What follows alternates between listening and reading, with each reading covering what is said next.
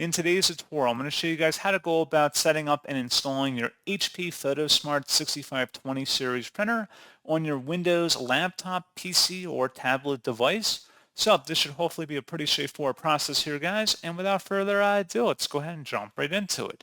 So all you have to do is open up a web browser, and into Google, you want to search for HP Photosmart 6520 support. Go ahead and search for that.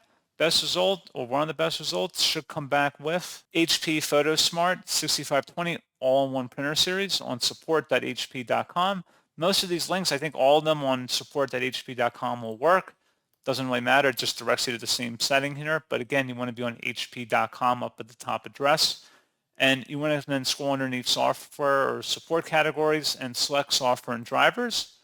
And then you want to select the item in here. If you scroll down underneath driver product installation software, select HP Photosmart 6520E all-in-one printer full feature software and drivers. Go ahead and download that item. And then once it's done downloading to your system, go ahead and open up that file to begin extracting the contents.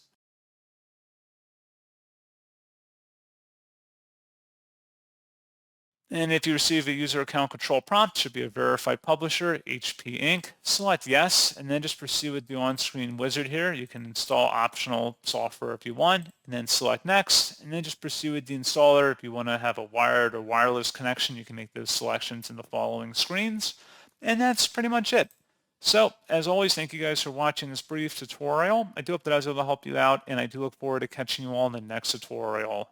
Goodbye.